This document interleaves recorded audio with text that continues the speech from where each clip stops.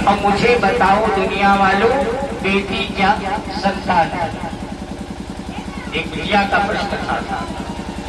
तो शादी जैसे यज्ञ में हम लोग भोजपुरी गाना बजाते थे, और यहाँ पर भक्ति गाना।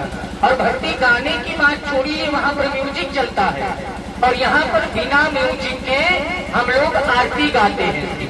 कोई म्यूजिक नहीं, साधारण सिंपल आवाज में हम लोग अपनी क्वालिटी की आवाज में आरती गाते हैं।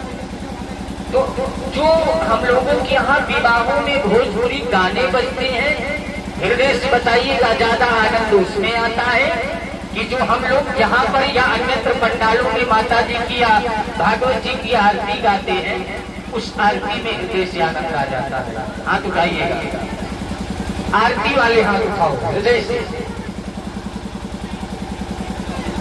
और जो भोजपुरी गाने बजते हैं उसमें, ये भोजपुरी वालों के ऊपर ज्यादा मत जाइएगा, सब पूरा एकदम मारे हैं, बर्बाद कर दिए हैं। सब लोग तो रील देख करके पगला रहे हैं, बउगा रहे हैं। ये रील और रियल की लाइफ में बहुत अंतर होता है। रील की लाइफ मतलब अपने आप को बर्बाद की सड़क पर, बर्बादी की सड़क पर ले जाना। जो रील है वो रियल में नहीं है, और जो रियल में है वो रील में नहीं है। इसलिए वहां पर ध्यान मत दीजिए। रील की जिंदगी को अगर रियल बनाएंगे तो आजकल 99% आदमी डिप्रेशन में चला जा रहा है। जितने भी कांड आज हमारे भारत देश में हो रहे हैं, वो सारे कांड जितने हैं वो अधिकतम रील देखने वालों की वजह से। रील में जितने मगन है, रील में दिखाई पड़ गया कि ट्रेन जा रही है और ट्रेन की पटरी के बीच में एक लड़का लेट गया, तो किसी ने इसको ट्राई करने के लिए सही में लेट गया हो और पता लगा उसका राम नाम सत्य। तो इस पर मत जाइएगा। जो यहाँ पर आनंद आएगा, आप लोग कोशिश किया करें। उधर पंडित जी पढ़ रहे हैं मंत्र मंगलम भगवान विष्णु मंगलम, उधर दुल्हा की गुफा पहुंच जाते हैं, भोजपुरी गाना लगा। ये सब हमारी सबसे बड़ा मजाक। यहाँ मैं व्यासपीठ से भी और यहाँ से भी, मैं यहाँ पर आया हूँ 3 साल 4 साल 5 साल, कब से यहाँ पर प्रांगण लग रहा है, कब से पूजा हो रही है, ये तो मुझे नहीं पता। लेकिन पहली बार मैं आया, और पहली बार मैं कहीं भी जाता हूँ या कहीं भी जाऊँ, कभी मैं भागवत जी के मंच से, व्यासपीठ से और यहाँ से भी मेरा एक संदेश होता है, विवाह जैसी यज्ञ को मजाक मत बनाओ। और हमारे यहाँ सनातन धर्म का सबसे बड़ा मजाक आज के समय में अगर कहीं हो रहा है तो सिर्फ बेटियों के विवाह में होता है। बेटियों के विवाह में सिर्फ जितना मजाक होता है उतना कहीं नहीं हो रहा है। जिस सत्यनारायण भगवान की कथा में, जिस गौरी गणेश के पूजन में हम लोग चप्पल पहन करके लोगों को नहीं आने देते हैं, उसी गौरी गणेश के पूजन में हम लोग जूता पहन के बैठ रहे हैं, दुल्हा की मुट्ठा शराब पी करके बैठे हैं, दुल्हा की जीजा मदिरा पान करके बैठे हैं, वो आवाज जुतोए पहन करके बैठ गया। पंडित जी पढ़ रहे हैं मंगलम भगवान विष्णु मंगलम गरुड़ध्वजा, उधर भोजपुरी गाना चल गया।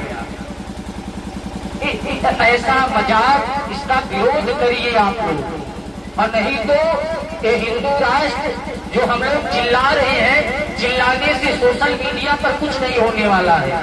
इसका विरोध करना पड़ेगा, इसको रोकना पड़ेगा, और कोशिश करिए कि हम खुद रोकने जाएं। यहाँ पर जितने यंग या जितने भी बहनें, जितने भी भाई हैं, मेरा उन सब से निवेदन है, एक काम जरूर करिए, और धीरे धीरे जब करते जाएंगे तो हमारे यहाँ एक परंपरा शुरू हो जाएगी। अब आप लोग ये भी मत कहिएगा पंडित जी कितनी देर आरती से चिल्लाए और उसके बाद में यूं चिल्लाता। ऐसा है। एक जगह भागवत चल रही थी, इसको सुनिएगा। एक जगह भागवत चल रही थी, जो लोग डूब गए होंगे उनके लिए है। तो भागवत में एक माता जी आती थी, दादी मैया, और दादी माई खूब रोवे। जैसे भागवत शुरू हो पंडित जी की, तैसे रोना शुरू करे, और जब तक आरती ना हो जाए रोती रहे। तो एक दिन पंडित जी गांव में घूमने निकले तो दादी माँ दिखाई पड़ गई और दादी फिर पंडित जी को देखकर रोने लगी। तो पंडित जी ने कहा, दादी आप ही पूरे भागवत कथा पंडाल में आप ही एक श्रोता हो जो भाव विभोर होकर के पूरी कथा सुनती हो और इतना प्रेम से सुनती हो कि आप रोने लगती हो। तो दादी मैया का जवाब सुनिएगा। दादी मैया ने कहा, बच्चा कथवा सुन के तो रोना बाद में आता है, कथवा सुन के तो कम रोते हैं, लेकिन बच्चा रोना इसलिए आता है कि आप 7 दिन से चिल्ला रहे हो 4-4 घंटा और बच्चा हमारे घर की गाय रही और गैया बच्चा दे रही और बछड़वा भय के बाद सिर्फ 24 घंटा चिल्ला है, 6 घंटा मरी गई। तो पंडित जी आप 7 दिन से चिल्ला रहा, आप टिकाऊ हुए।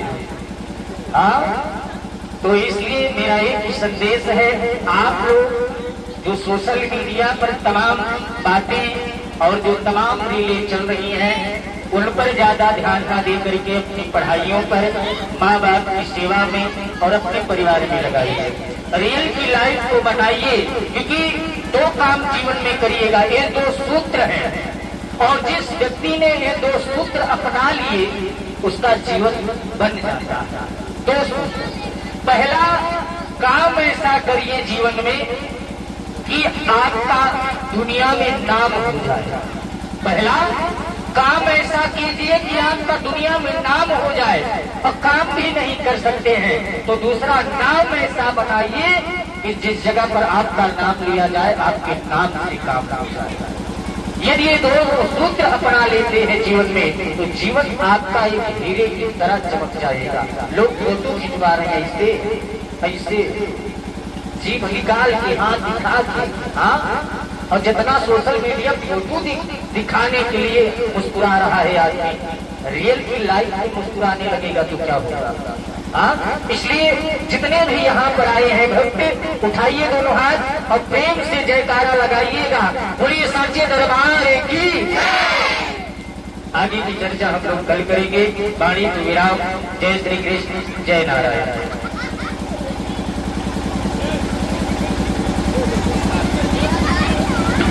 बंद करेंगे।